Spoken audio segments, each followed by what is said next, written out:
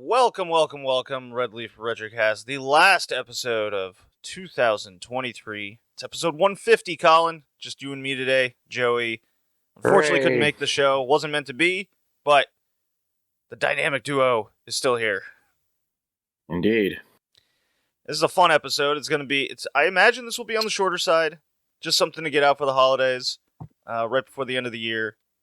We usually kind of skip this episode, to be honest, but Joey kind of had a good idea where we'd look back at 4 games from 2017, games in particular, before you and him joined the podcast.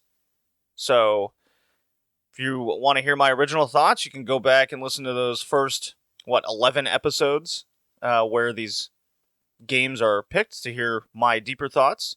Colin, this is going to be more about you and your thoughts over the 4 games that we have chosen. Yeah. Although one of them I barely had time to even look at. But man, there's a couple games here that I picked up and I just couldn't put down, and I really concentrated on those 2. I think you could probably guess one of them. But what is the second one? Ooh, it's a mystery. 150 episodes, Colin. You ever think we'd make it this far? Hard to say. I mean, 6 years going now, basically, plus the year with the YouTube, you and I, so 8 years, more or less podcasting. Oh, it's been quite a ride. So this, so when it came to 2023, I enjoyed immensely a lot of the games that we played. I guess the next episode, when we start 2024, we'll kind of look back at our kind of top 5 games that we played from the year. Could do that now, but I don't feel like it. Yeah, it's a busy month. We're all tired out. Right, yeah. It's the holiday season, baby. Yeah, well, I mean, I'm going snowboarding tomorrow. That is my get back into the game kind of situation there. And then the day before, like the weekend of New Year's, I'm going to go again. So I'll get 2 runs in me before the end of the year. So we'll see how my fat ass and bad left knee can handle the slopes. I haven't been snowboarding in so long. Yeah, the snow's just been terrible. Where unless I make the multiple day trip up to like northern Maine, where there's more snow, it's just too far for like a day and back kind of situation. But that's what I'm doing tomorrow. I'm just heading up to a place in New Hampshire. I'm gonna enjoy that immensely. I'll probably spend a few hours and then just call it good. Spend a couple hours driving back. I think it's an hour and 45-minute drive to get where I'm going. No, it's not too bad. It's not too bad. It's getting there is not the issue. It's the drive back when I'm stupid exhausted. Yeah, I can imagine. Yeah, where it's like I gotta pull over, I gotta like fall asleep for a little bit. Yeah. That was always the toughest part of it all. And then depending on how I've fallen, maybe my butt hurts, maybe my hip hurts, maybe my back. I don't know. It's always always keep a 6-pack. Better keep a 6-pack of Red Bull on standby. A 6-pack, jeez, I don't want my heart to explode. I'll throw some nips in the old chest compartment there, and I'll enjoy my time. That's my plan tomorrow. In the meantime, and I spoke about this a little bit on the anime podcast, and I just kind of wanted to brush those guys' thoughts, but I got 3 games over the last 2 weeks here, and it was a big sale. Walked into GameStop, I went in to pre-order the Final Fantasy Remake, Part 2, and I walked out with Deathloop, which was on sale for like $13. It's a game I've had my eye on for a while for the PS5. Yeah, I've been interested in that one too. I do recommend it. It's a very, like, the dialogue is very witty. It's got a good sense of comedy to it. The first person running is always a little weird to me because I'm just not used to first-person games very much. I just don't play them. I like third-person in particular. But once I got used to it and the mechanics of the game where more or less the levels are laid out kind of like mini puzzles and how to eliminate people, and eventually it always breaks down to me gun blazing, but I do like the kind of 2 tries in order to beat the area before it completely resets you. I think that's a really cool mechanic. It gives you real stakes to death, and it's not punishing enough where you feel it's cheap. So I do recommend that. And then that got me thinking about the 2 games, Mirror's Edge and Mirror's Edge Catalyst. Oh, yeah. Yeah, I've played the first one. Okay, so tell me what you think of the first one, because I played just the very beginning of it, just to see what it was like compared to Deathloop, because I was able to get Mirror's Edge years and years ago for like $4, and then there was a sale on PSN for Mirror's Edge Catalyst for $2. So I'm like, what the hell? What's the worst that happen? I play it for 20 minutes and don't like it? That's no big deal. $2. So tell me what you think of that game and series. Yeah, I really enjoyed it. I mean, it was definitely a novel experience, just like first-person parkour. Sometimes it could be a little hard to know where you're supposed to go next. Although the game tries to make it easy for you by having things like highlighted in red against a white background and all that. Right. Yeah, it's all about like maintaining a flow. And it can be super frustrating when you break that flow, but I think that's kind of the idea. And then I liked it enough that I bought the DLC that was like all these like courses in like a VR setting. Okay. And it was really, really enjoyable there. Just like it's sort of a puzzle. You're trying to figure out what path to take that will give you the least amount of time, and what what walls to run across or jump or like spring off of to get to ledges to pull yourself up. And it was a really cool experience. Yeah, so Mirror's Edge is about a 6-hour game, and the not sequel, I think it's like a reboot, Catalyst is 8.5 hours, so they're relatively, I mean, I call those good length games. I guess maybe if you're comparing to RPGs, they wouldn't be, but I think that's plenty of time to play that sort of game. And then how long is Deathloop? Let's see. Deathloop is 16.5 hours. Like, see, so that's what I'm saying. Deathloop is both Mirror's Edge games combined, basically. Good God. Yeah. Another one to mention is Ghost Runner. I'm not familiar with that one. It's very similar to Mirror's Edge, except you have a sword. You can like cut through enemies along the way. It's similar but unique enough that it has its own identity. I mean, it was popular enough that it's gotten a sequel recently. So, all right. I've only played a little bit of it, but I enjoyed what I played. Okay. As I said on the last podcast, so I'll probably be going through those 3 games. I really want to beat Final Fantasy 16 because, Colin, I beat Super Mario RPG Remake and Super Mario Wonder. Nice. I said I would, and I did it. Beat them both essentially in the same night. That's how close I was. The Mario RPG Remake, great stuff. Very faithful. Fixed a lot of the glitchy, dumb mechanics that the original had. They're just like, okay, we didn't make that properly the first time. Now we got it the second time. That kind of situation. And then Mario Wonder, I'm kind of at a crossroads with, because I booted up Super Mario Bros. U Deluxe, or not Deluxe, but plus Luigi, that whole deal. Wii U, the Wii U Mario game. Okay. And I'm playing that one, and I go, I think Wonder has more depth to it, in the sense that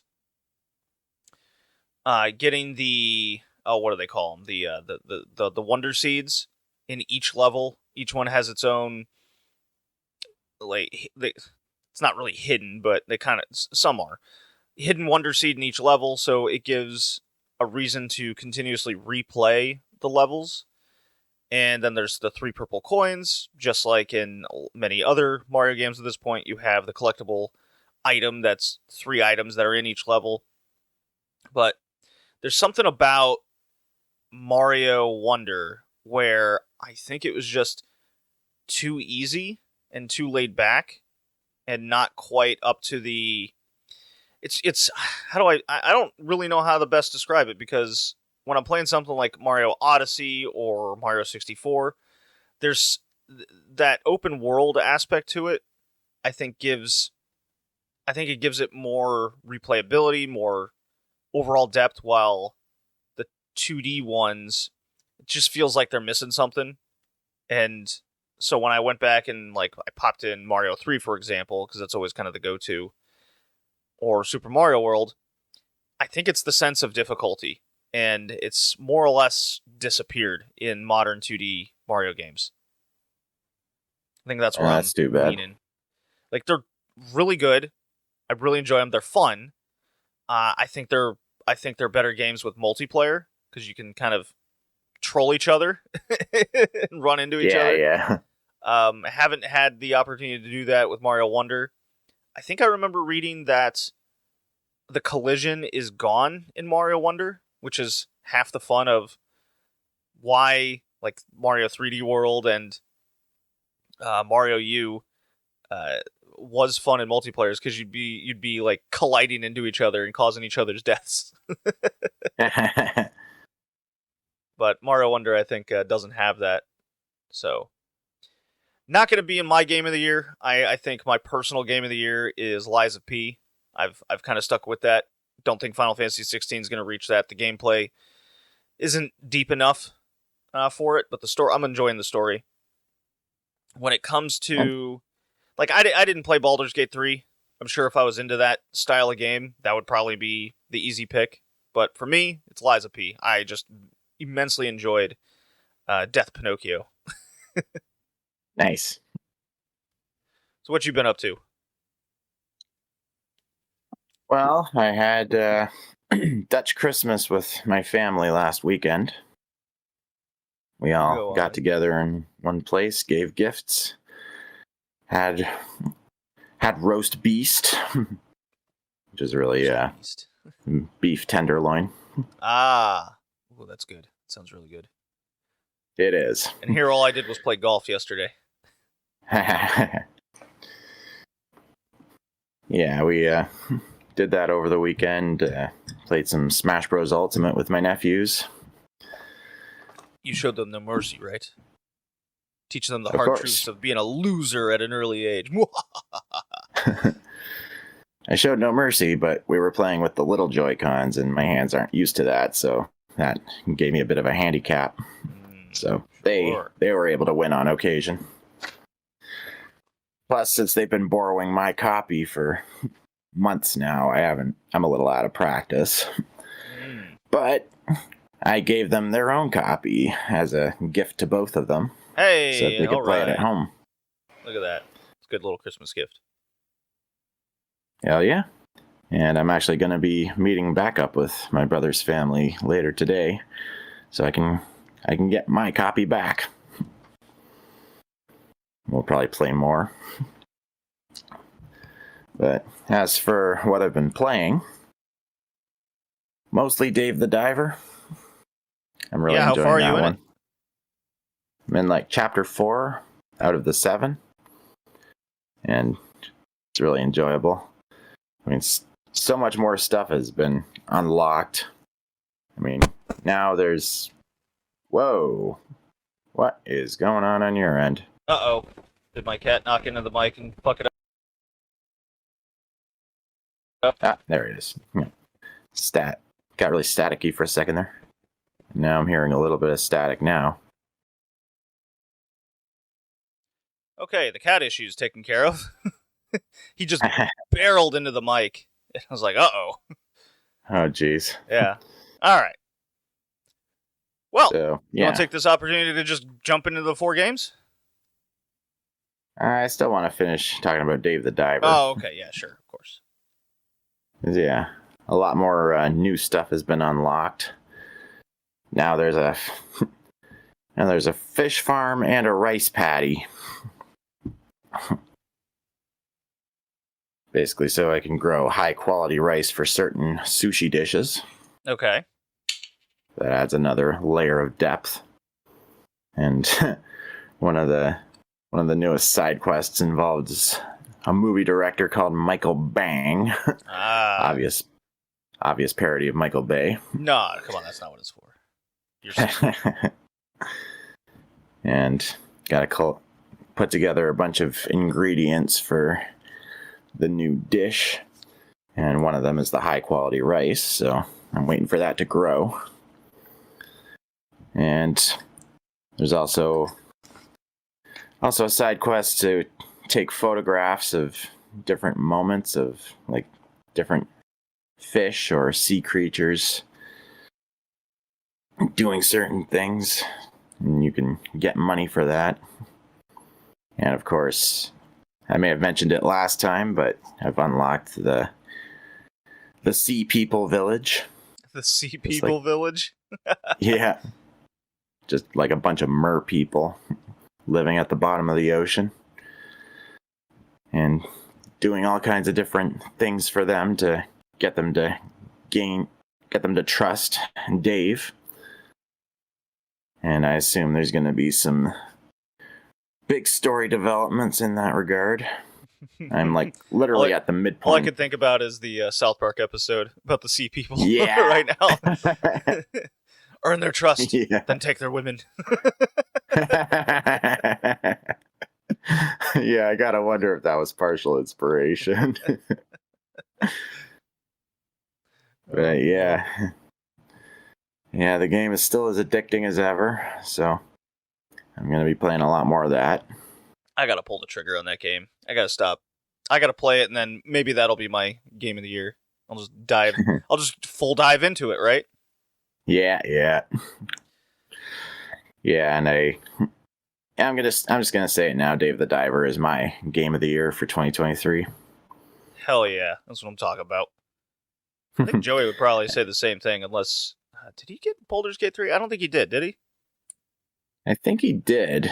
I don't think he played very far into it before. I'm gonna give him a call right now because he's probably on the road. Let's do this. This will be fun. This will be funny. All right. Let's see here. Okay, it's ringing. See if I can get this on mic. Hey Joey, got a question for you. What? Did you get Baldur's Gate 3? No. You did not. No. Okay. What would be your game of the year? Dave the Diver. Okay, that's all we need. I knew it. Do you have any notes over today's games? No, I usually write about that before. Okay. Well, all right. Any thoughts on them at all?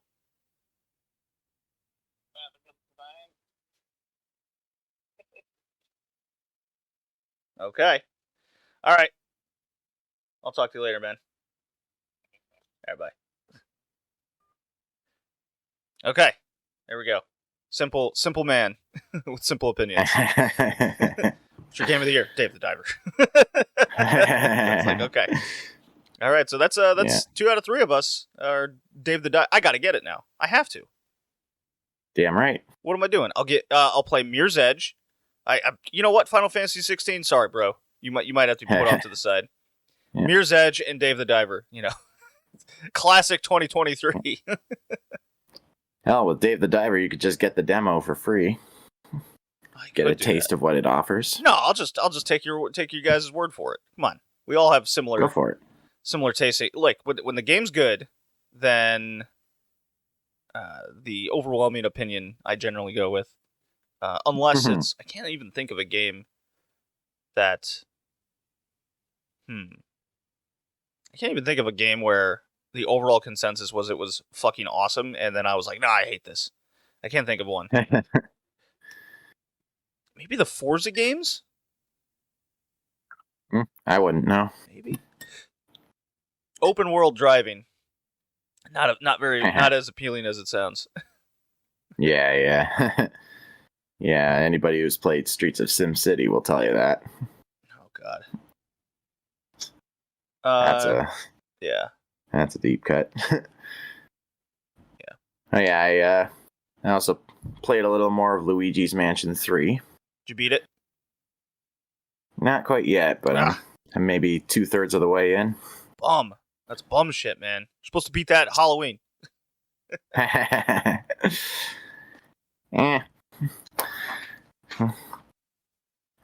can't think of anything else to say, just Yeah, just like Luigi. Good impression. Yeah. That's pretty much everything I've been playing, but I have a bit of good news. Okay, give me your good news. Zero Punctuation is back in action. And to elaborate, the people who all left The Escapist have formed a new YouTube channel called Second Wind, and Yahtzee is continuing ZP under the new name Fully Ramblematic. The aesthetic is a little bit different, but the heart and soul of ZP is fully intact. Okay, what's it called? One more time. Fully Ramblematic. Fully Ramblematic. Okay, comes up pretty quick. Yep. He's already done a few games. Wind. All right, I'll subscribe right now. There we go. I didn't even know that happened. Hell yeah. I didn't either, but then it popped up in my feed, and I was like, is this the new Zero Punctuation? I mean, he did Alan Wake too, so I figured I had to check it out. And boom. Zero Punctuation lives on. Good. I'll have to yeah, I just gotta do a bunch of oh my god, I forgot about Armored Core 6. Oops. Yeah, those are the two 2023 games I have that I still have to really dive into. The other being Tears of the Kingdom. Here's the thing with Armored Core 6. To me, I think it's the second best game that came out this year that I played. It's just, unfortunately, I got distracted by other games I wanted to play. Because I'm like, I know I really like this game, but I want to try out these other things. I know it sounds like super bizarre, but that's just, that's how it went down. Oops. That's just an oops. Zelda Tears of the Kingdom is not my game of the year. I still like Breath of the Wild more. The more I play Tears of the Kingdom, the more I'm just like, yeah, this crafting mechanic is just not for me. I'm not into it. It's just so much of more of a chore aspect of the game to me. I'm not into it. The whole element I did not need. I'm probably, you know what? I mentioned earlier what game is an overall consensus as fantastic, and with that, maybe I'm in that boat where everyone loves it but me. That's probably the game. Probably. All right, let's talk about these games right quick. Here we go. All right. Playing the drop.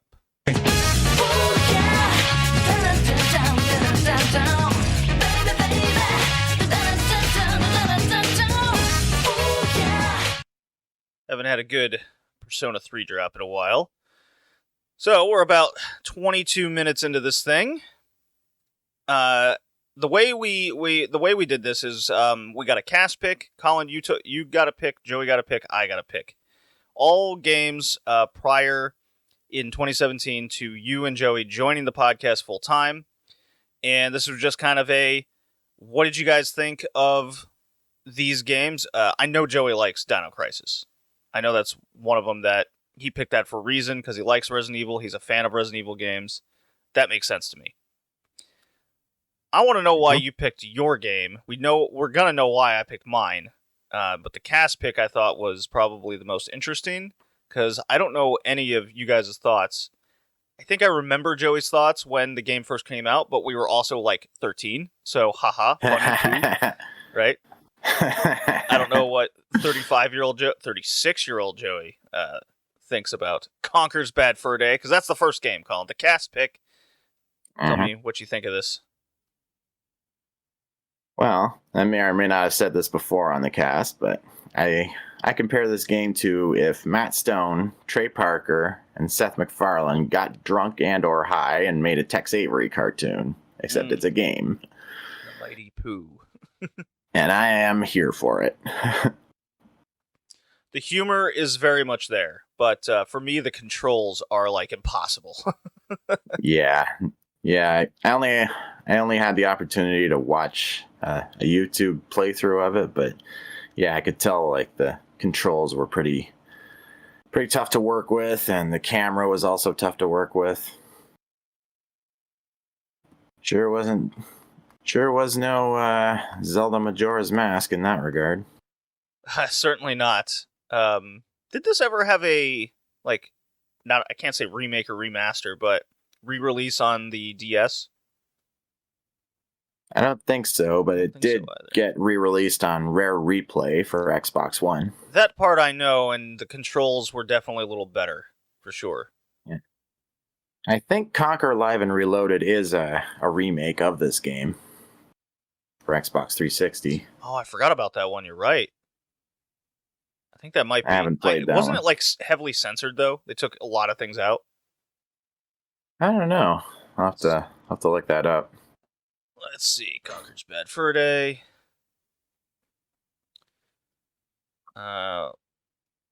Locked and Reloaded. Live and Reloaded. Live and Reloaded. Yes. You said Locked and Reloaded. I can't believe it. No. Can't believe you'd say that. I'm just imitating you. Well, I'm just like a parrot. I just repeat what I hear. Oh, let's see here. Part of Xbox One's backwards compatibility program on April 17, 2018. No one cares. We want to know the censorship. Development began in 2002, shortly after Microsoft bought Rare. The game was originally titled Conker Live and Uncut, and was a feature to completely uncensored single-player experience. At some point in the development of the game, this was changed, and the game was released with some censorship. I was right. Okay. The censorship included that in some obscenities, which were present in the original N64 version, in which only the F word and its variations were bleeped out. Mm-hmm. So I think some of the variations of the S word were also bleeped, but that just made it funnier, in my opinion. And let's see, the Great Mighty Pooh song was very much censored. Why would they censor? I mean, it's just fart noises. Right? Yeah. Well, I mean, the background music for that section of the game had a lot of fart noises in it. But this is definitely the goriest N64 game I've ever seen. I mean, even with like Looney Tunes slapstick where Conker gets flattened, you see actual blood. I mean, N64 blood is like, it's kind of like, it's funny looking back on it, especially with games like Dino Crisis, where you're looking at blood and it's just pixelated red, and you're like, kind of different in 2023. It's almost comical how it looks. Yeah. But some characters flat out explode, and you see bits of flesh and bones and rib cages flying everywhere. Rectangular beige. You're like, okay. Yeah.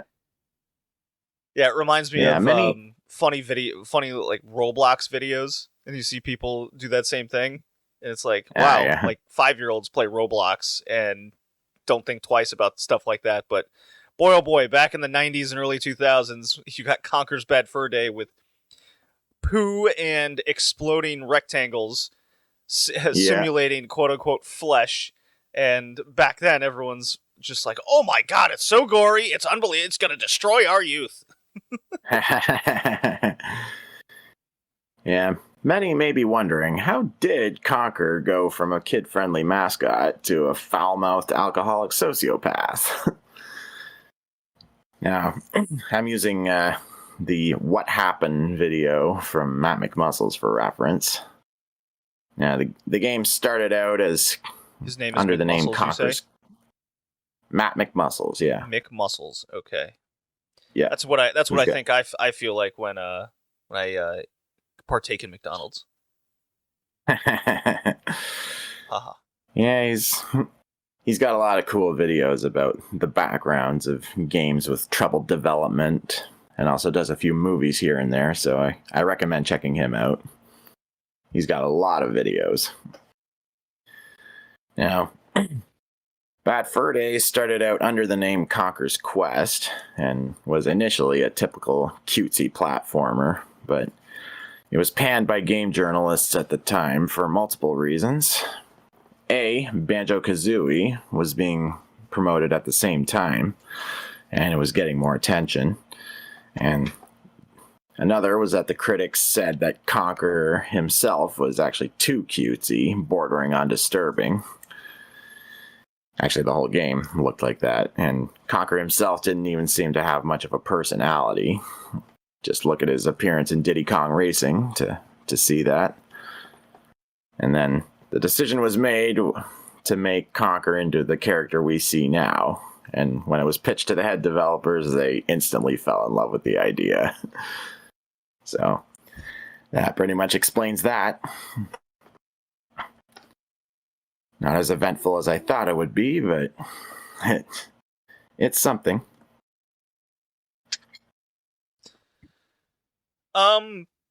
Yeah, so I guess we'll just do this. Well, what did you give it? I give it a B. I mean, the gameplay isn't that great. I mean, the amount of fetch quests in this game is criminal. Yep, okay. If it weren't for the humor, it'd be downright tedious. The humor's the big selling point of it all. Yeah. And, how edgy he's saying the swear words. It can be pretty clever at times. I mean, at one point you're fighting a furnace with giant brass balls, and you attack by whacking them between two bricks. Damn right you do. That should not be as funny as it is, but god damn it, I was laughing my ass off the whole time. The game makes you feel like a kid again. Yeah. An immature teenager again. So it's still very good in that aspect. Yeah. I just can't get over the controls. They're very frustrating. The fucking I think it's the broom scene drives me up a wall. Oh yeah, with the pitchfork and the haystacks. But there's people, there's a Terminator haystack in this game. It's so random I have no choice but to laugh. Although it does look like a pretty frustrating boss fight. And even before that, a talking pitchfork tries to hang itself. There's a sentence I am positive has never been uttered in the history of language. Yeah. Before this game. I'm still at a pass. I still immensely enjoy the game's humor and where it's at. I'll just go with you with the B on that one. Yeah. Absolutely. Right. We're both at a B there. All right. So the second game is your pick, Colin. Looking back, one of the first games we chose for the podcast, Alien Syndrome on the Sega Master System. How'd you come across deciding you wanted to play this?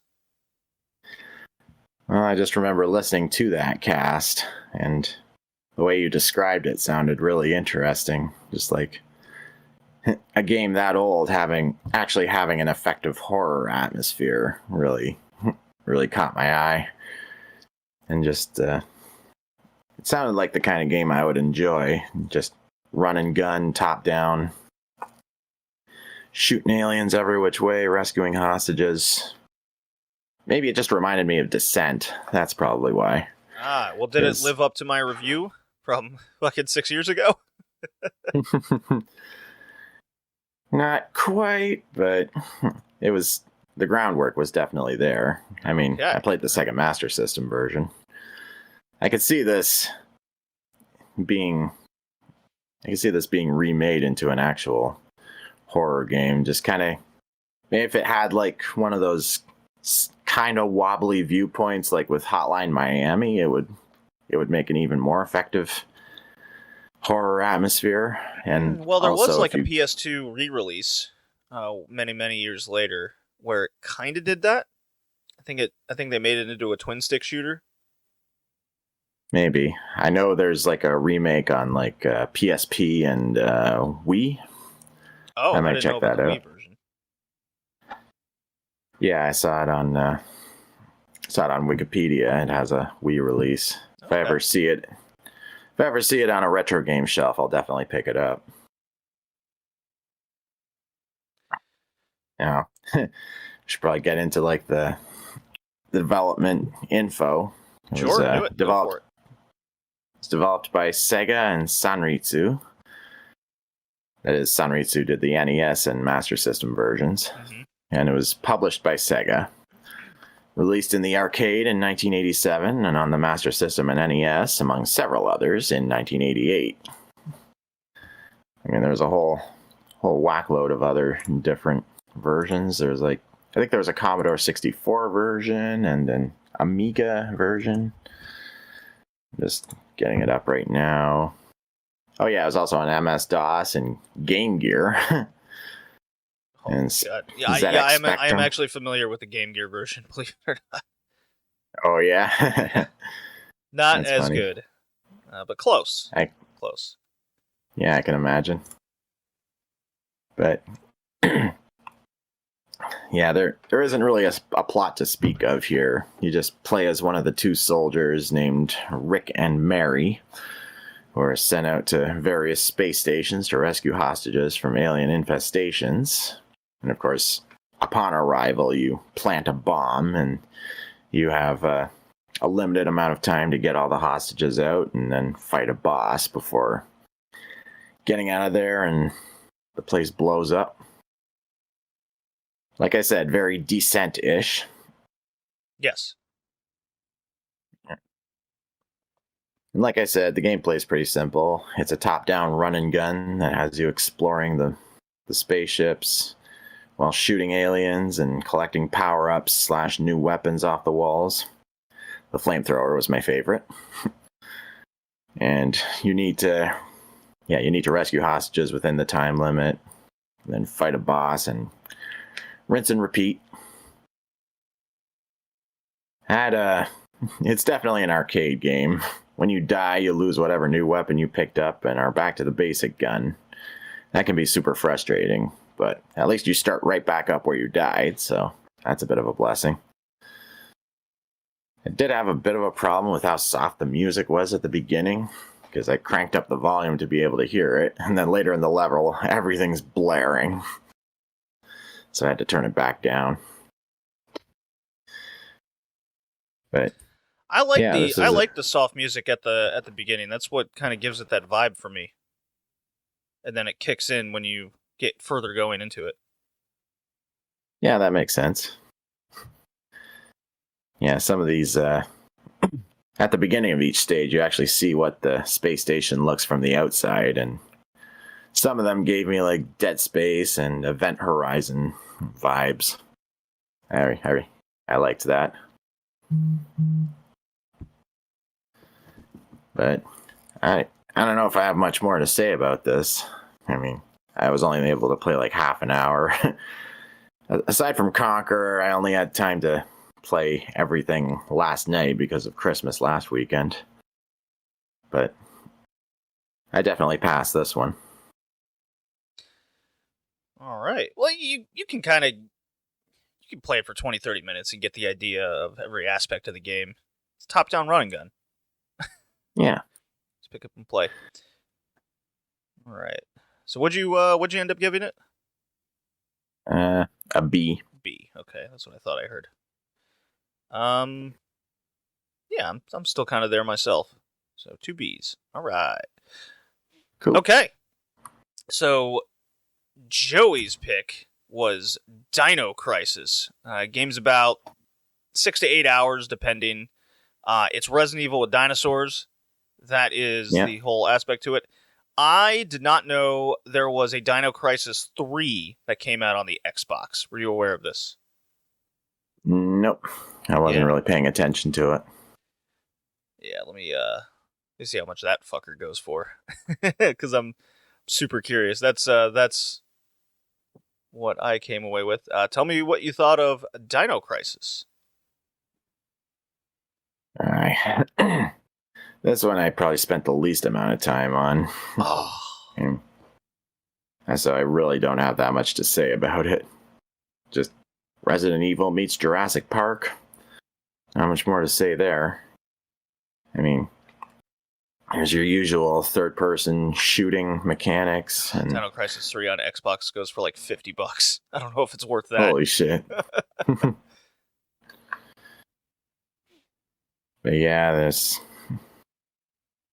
playing as a hot redhead special forces girl going through all this, going through a military complex flooded with velociraptors and the occasional T-Rex. It was hopping on the Jurassic Park craze of the time. Sure was. I mean, for those that don't remember how just immensely groundbreaking Jurassic Park was, a Toronto basketball team named their team because of that movie. Yeah, the only NBA team in Canada. And by the way, we did win the championship about a year ago. It was a little more than that, but totally yes. Not bragging. It was more than that, but yeah. But yeah. Yeah, I don't know what else to say about this that I haven't said about Resident Evil in the past. It's all the usual mechanics, like the stationary camera for most of the areas. I don't think it has the same inventory. Well, maybe it does. I can't remember. But it does have the mechanic. All the concepts of Resident Evil are there. Yeah. The inventory system's a little different, but still mostly the same. Healing's the same. You have your tank controls going to area. To me, when I was playing it this time around, I was trying to look at it from a different perspective between two games that I do immensely like, and that's Parasite Eve and Alone in the Dark: New Nightmare. Those two games in particular, playing from this very podcast,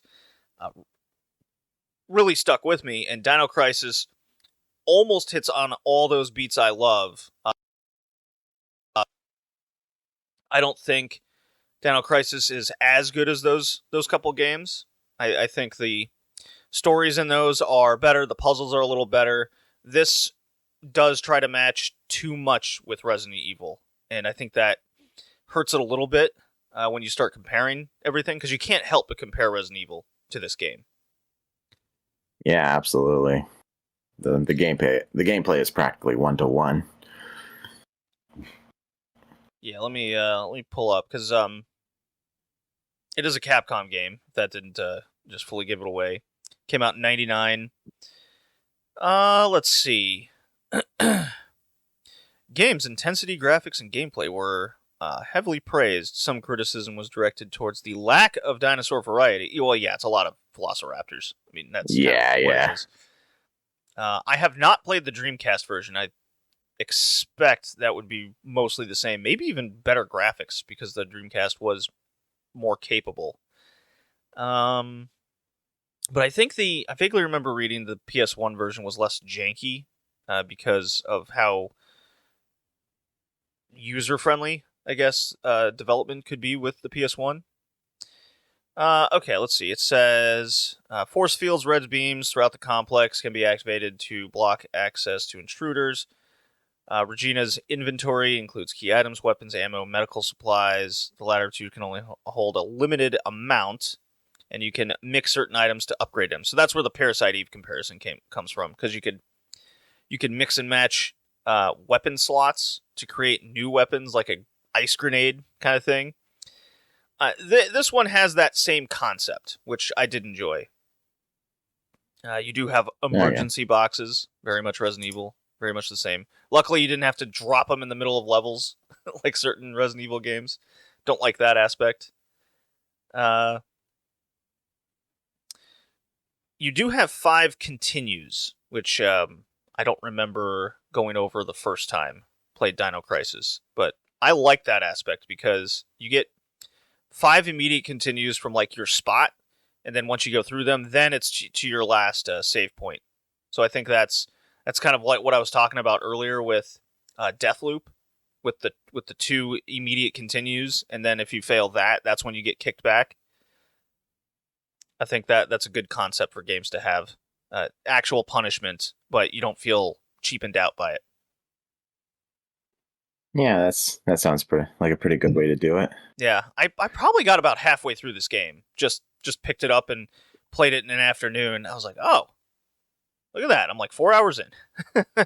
What happened to Nice. the time? So that's always good. Let's see here. Team Doug Capdown Studio 4, spiritual successor to Resident Evil series. Yeah, so nothing we haven't really gone over. I love pre-rendered environmental games. I just love those. I love that style. It's weirdly probably my favorite, and that's why I like the PS1 so much, is because that style is... I love going back and seeing limitations, getting creative with how they can get the best out of a certain limited amount of space. Where it feels like games today just have an unlimited space, and it's just what they end up producing, and then it costs millions of dollars. Yeah. But I passed this one. I think I'll give it another B. This might shock you, but I also pass it, but I'm more on the C range. I just have too many games I'm comparing it to of its era and time, and it's just not as good. Gotcha. Yeah. But I still immensely enjoy the Dino Crisis series. I think I have the second one. Let me see. Let me check my inventory of video games. Shuffle everything around. Let's see here.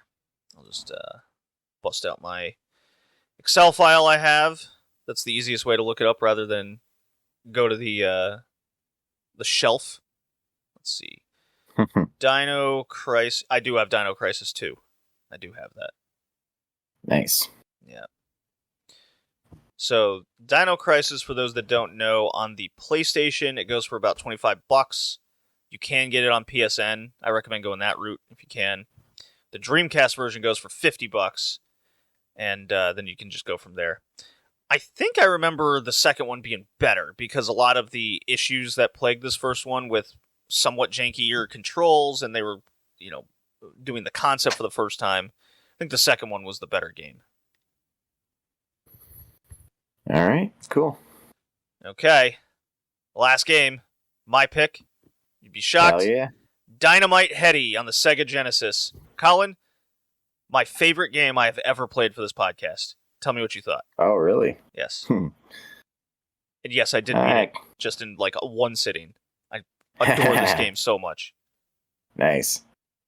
Go figure. Yeah. Played another game about a puppet, and it's killing shit. Yes. Yeah. And it comes from our old friend Treasure. You can always count on solid work from them. That's right. Yeah. Yep, I really liked this game. It's like you're playing as a puppet who can throw his head as a weapon. And he's trying to stop this evil puppet from taking over the world. And everything takes place in this world that looks like one big stage for a performance. It's a very quirky and unique aesthetic. And there's a lot of things you can do with your head throwing technique. I mean, you can grapple onto certain things on screen to yank yourself in that direction, much like Bionic Commando. Yep. Yeah. The graphics, visuals, and overall style of the game is really well done. And the gameplay itself is very fun. It's basically a side scroller, but more creative and fun than Bionic Commando, personally. I like to make the comparison. If Gunstar Heroes is Treasure's answer to Contra, then Dynamite Headdy is Treasure's answer to Bionic Commando. I could see that. I don't know if that makes sense to you. I could see that. I think it was... I don't know. I'm trying to think of a Nintendo comparable type game, because this is still a little too cartoony for me to compare it directly to Bionic Commando. I think they were just going for another Sonic-esque type game for Sega. Maybe. Although it's definitely not as fast. Well, or fast-paced, I should say. Yeah. I mean, it is side-scrolling action, just more platformy. Yeah. And it has a really good tutorial. It explained things in a way that was easy to grasp, and it was just plain fun to do. And the various power-ups you can get through the game are pretty fun. You can some of them have you shooting out bullets in every direction for a short time, or another has you throwing 3 of your head at once, like a shotgun. Another one has you turn invisible, or turn into a vacuum and suck everything up on screen. And if you don't like a certain one, you can just discard it with the A button and go back to the little guy who's holding them. It just cycles through the different power-ups. Right. And it's really helpful that if you fall into a bottomless pit, you don't instantly die. Instead, you just take a bit of damage and bounce right back up. And love that aspect. Overall, it's a lot of fun. Yeah. Did you have a favorite boss fight? The only boss fight I got to was the big robot dog. Actually, there was also that puppet cat, but I like the dog better. Oh, man. That was pretty fun. Apparently, the North American release of this game was made twice as difficult as the Japanese one, because Sega didn't want players to easily beat it during a rental period. They wanted them to buy it. But that's okay. There's enough here where you can beat this in 4 hours. So you're gonna beat this game if you put your head to it, right? Womp womp. Yeah, well. But yeah, this is most definitely an easy pass. Hell yeah, I'm so glad you like this. Yeah, Treasure always has solid stuff. Yeah, I'm gonna give it a high. You can get this game for about $15 on the Genesis. I think it's a must-have for Sega collectors, Sega players. You have a Genesis, you have to get Dynamite Headdy. I think it's non-negotiable. It's very doable. You can fully beat the game, and I think if you're bad at it, you can beat it in under 6 hours. I think that's possible. If you're really good at it, it's going to take you, 2.5, 3 hours. Took me about 3.5 hours to just sit down and beat the game, and I just kicked back with a pina colada, and I was enjoying my time. Very nice. Yeah. It's one of those I just pick up and just immensely love. Hell yeah. Yeah, I will give it a high A. A high A. It shouldn't come as a shock to anyone. I give it an S. I think it's an S tier game for the Sega Genesis. I'd put it right up there with any of the Sonic games. I think it's that good. You give it a high A makes me very happy that you enjoyed it that much. So. Yeah. I would have definitely played more of it if I had more time to my name. Yeah, you should try and beat it. I think the game is very much worth the while. Definitely. Much like Dave the Diver, I gotta get that. Well, Dave the Diver is definitely longer, but it's a little bit longer. Thing. Okay, hold on. I'm gonna go to how long to beat. Let's see how long Dave the Diver is. Let's see what this site tells me. Dave the Diver. I'm pretty sure I put at least 8 hours into it. 30 so far. hours. Holy fuck. If you just do the main story, it's saying it's 23 hours. Sounds about right. Whew. Well, isn't that quite the commitment for time? Well, all right. Conkers Bad Fur Day on the N64, Alien Syndrome on the Master System, Dino Crisis PlayStation, and Dynamite Headdy on the Sega Mega Drive Genesis thing. Colin, is Dynamite Headdy your favorite game of the podcast?